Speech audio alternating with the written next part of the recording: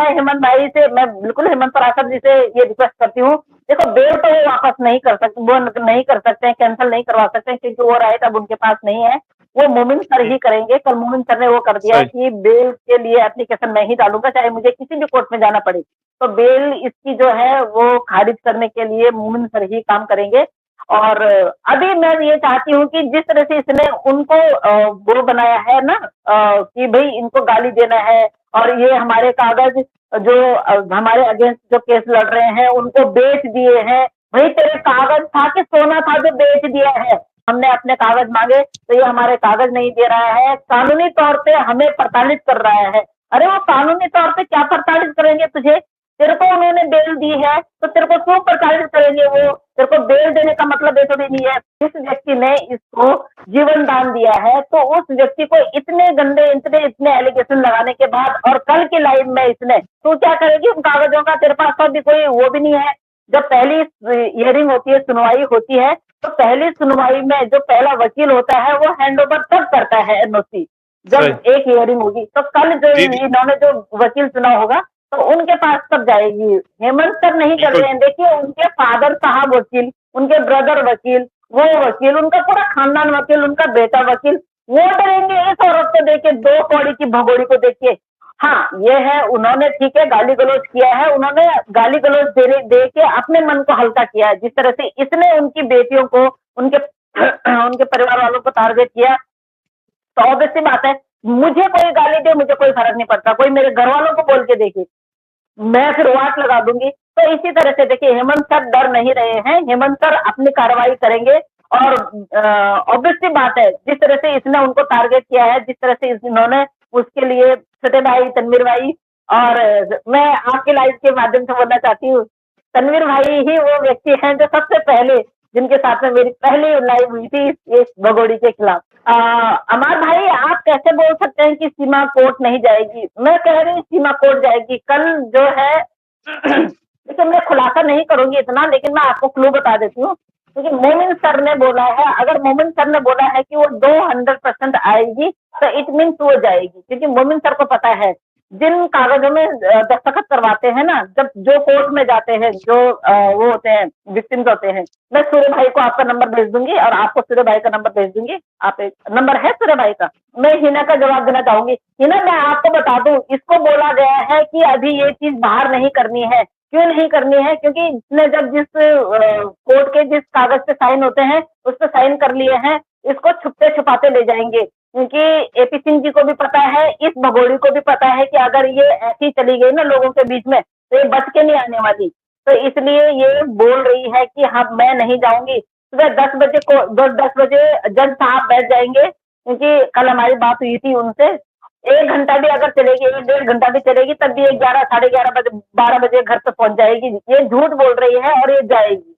आप यकीन रखिए, मोमिन सर ने बोला है तो मोमिन सर पे यकीन रखिए। और इनकेस 1% अगर नहीं जाती है तो उसमें हम लोगों का फायदा। मैं तो कह रही हूँ कि नहीं जाएगी। फिर इसको इनको जो है ना वहां से क्या बोलते हैं, कोर्ट से ही इनको नोटिस जाएंगे। फिर तब उसके बाद मोमिन सर के उससे नहीं जाएंगे, रिगार्डिंग नहीं जाएंगे, फिर कोर्ट इनको नोटिस देगा। अगर कोर्ट के बुलाने पे फिर ये दूसरी दूसरी में नहीं आते हैं तो फिर दूसरी हियरिंग में भी वो कोर्ट से तीसरी वाली देंगे, और तीसरी में एसएचओ को बोलेंगे कि गिरफ्तार करके लेके आओ। तो उसके बाद ये हथकड़ी लग के जाएंगे। और आप लोगों को ये खुशखबरी और देती हूँ कि मोमिन सर ने जो बोला है कि 10 तारीख को हैदर भाई यहाँ आ रहे हैं, तो मोमिन सर की ये कोशिश रहेगी कि 10 तारीख से पहले पहले इसको सलाखों के पीछे, ताकि ठीक, ठीक, यहाँ ठीक। पे हैदर भाई आए 10 तारीख को, जी, हैदर जी। भाई फिर इससे मिलने जाए, हैदर भाई इससे मिलने जाए, फ्रूट्स लेके जाए और एक अच्छी सी चप्पल लेके जाए, सुंदर सी चप्पल ना, इसको अच्छी चप्पल देनी है जेल में, ताकि हाँ जेल में थोड़ा सा अच्छी चप्पल देनी है। और उस चप्पल से ये दिन रात अपने मुंह पे तमाचे मारते रहे और इसको ये रिग्रेट हो कि मैंने क्या किया। इस जैसी भगोड़ी ने उन बच्चों की लाइफ स्पॉइल कर दी, हैदर भाई की लाइफ स्पॉइल कर दी। मतलब हैदर भाई को तो इसने कहीं का नहीं छोड़ा, और हैदर भाई से हैदर भाई के बच्चों को किडनैप करके लेके आई है। तो इस पे 11 केस आप ये लगाइए, जिस व्यक्ति पे 11 केस हो रखे हैं वो व्यक्ति टेंशन में दिन में दारू पिएगा कि नहीं पिएगा, पिएगी कि नहीं पिएगी। उसने कल भी पी रखी थी और आज भी पी रखी है, उसको ये होश नहीं है मेरे मेरा पल्ला कहाँ जा रहा है, मेरा सूट का मेरा साड़ी कहाँ जा रहा है, कुल भी ये ख्याल नहीं है। तो ये औरत बहुत ज्यादा डर गई है। इसके भाई पीछे हट गए हैं, सो कॉल जो इसके वो थे, मुंह बोले भाई थे, वो पीछे हट गए हैं। और आने वाले टाइम पे आपको बहुत जल्दी पता चलेगा कि वो इस केस से ही आउट हो गए हैं, मतलब इसमें यस। इंटरेस्ट ही नहीं रहेगा उनका। जी हेलो संजू, कैसी हैं आप?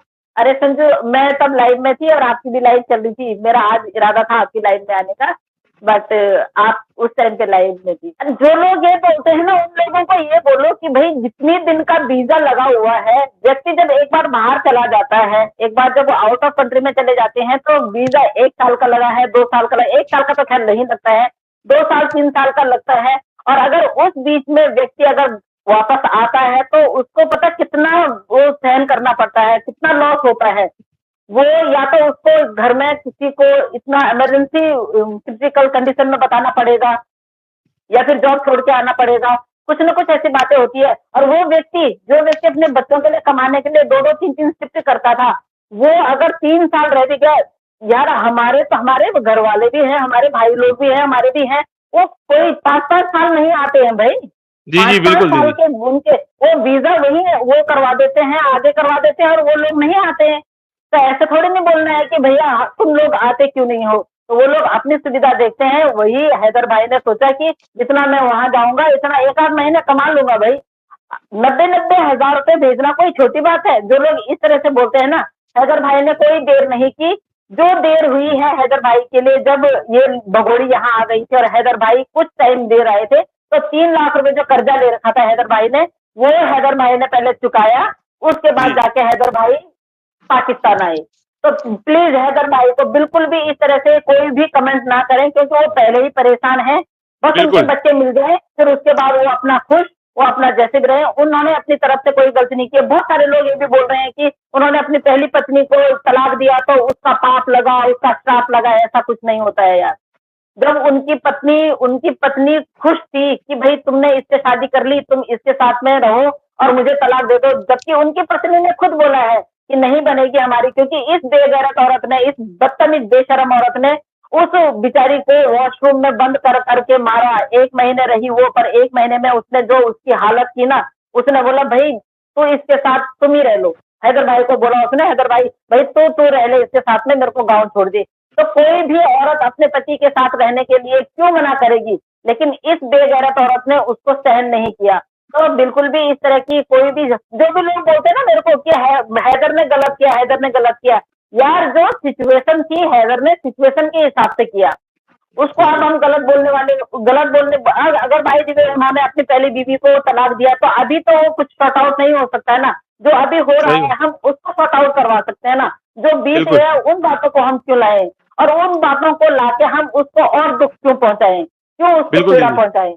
तो इस चीज के लिए तो मैं बिल्कुल भी वो नहीं करती हूँ कि हैदर भाई ने पहली बीवी को अपने तलाक दिया इसलिए उनको ये भगवान उनको सजा दे रहा है। नहीं, ये गलत बात है।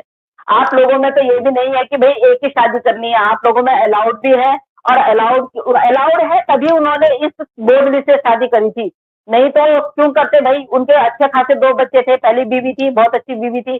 अब उनकी बीवी ने मूव ऑन किया, उनकी बीवी ने दूसरी जगह शादी की, इस औरत को उसमें भी चिड़ मची।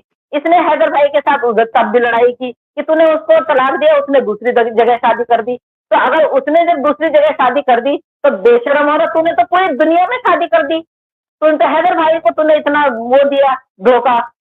उनसे तलाक लेके किया, और उन्होंने अपनी बीवी, उनकी बीवी ने बोला भैया तुम इसके साथ में रहो, अपनी बीवी के साथ में रहो, तुम शादी करके लेके आए हो इसको, तो मेरे को ये तलाक दे दो।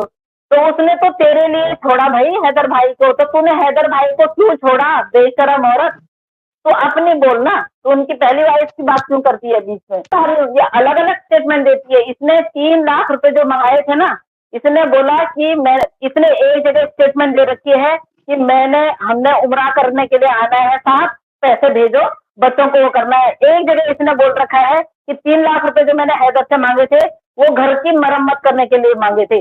और एक जगह इसने बोला कि कौन से 3 लाख रुपए, कहा दिए तूने 3 लाख रुपए? मतलब एक ही बात को 3-3 बार बोलती है, और जिन जिन चैनलों पे बोलती है ना, वो चैनल हम लोगों ने देखे हुए हैं। जी जी जी। अगर कल को ये कुछ कुछ ऐसी बड़ी वो निकल जाती है, या यहाँ पे ये कुछ ऐसे करने के लिए आ रखी है, तो उन चैनलों की वाट लगने वाली है। जिन जिन चैनलों पे जाके इसने ऐसे ऐसे स्टेटमेंट दिए हैं ना, और जो सो कॉल चैनल इसको सपोर्ट करते हैं, तो आप देखिएगा मोमिन सर ने उनको चिन्हित कर रखा है, उनकी भी वाट लगने वाली है, चाहे ये कितना भी डिलीट कर दे।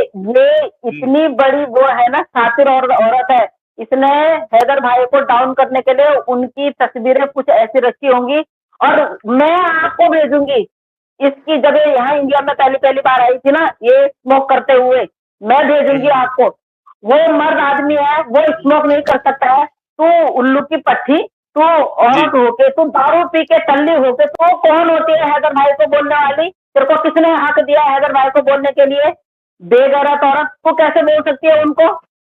बदतमीज कहीं की, तो कौन होती है उनकी फोटो वायरल करने वाली? और वो 3 साल पहले की होता है, अब भी कर रहे हो भाई, तो नहीं चाहिए उनको, वो खुश है, उनको उनके बच्चे मिल जाएंगे, वो खुश है, वो पार्टी करे, नाचे गाए, उससे तेरे को क्या लेना देना?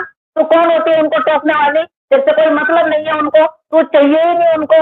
वो अपनी लाइफ में मूव ऑन करे ना करे, अपने बच्चों के साथ में रहे, वो तीसरी शादी करे ना करे, पर तेरे को और तेरे भाई को जलन हो गई, आग लग गई है, तुमने आदि से फैलाना शुरू कर दिया कि हैदर तीसरी शादी में है। अगर है भी तो तेरा क्या कर रहे हैं? तू तो इलीगल शादी में रह रही है, उसको हक नहीं है, वो मर्द आदमी है तो उसको हक नहीं है, उसको हर चीज मतलब हर बाउंडेशन उसी के लिए है। क्यों? वो हर चीज की बाउंडेशन वही क्यों वो करे भुगते? वो मर्द आदमी है, तो औरत होके तू बेशरम बन रही है, आवारा बन रही है, बदचलन बन रही है, तो उस आदमी को कैसे बोल सकती है? उसके बाद तूने 14 14 साल उसके साथ काटे, तब तेरे को वो टेररिस्ट ने लगा। अभी 4 साल से 5 साल से तो उसके रास्ते में नहीं है, तो तू कह रही कि वो टेररिस्टों से मिल गया होगा,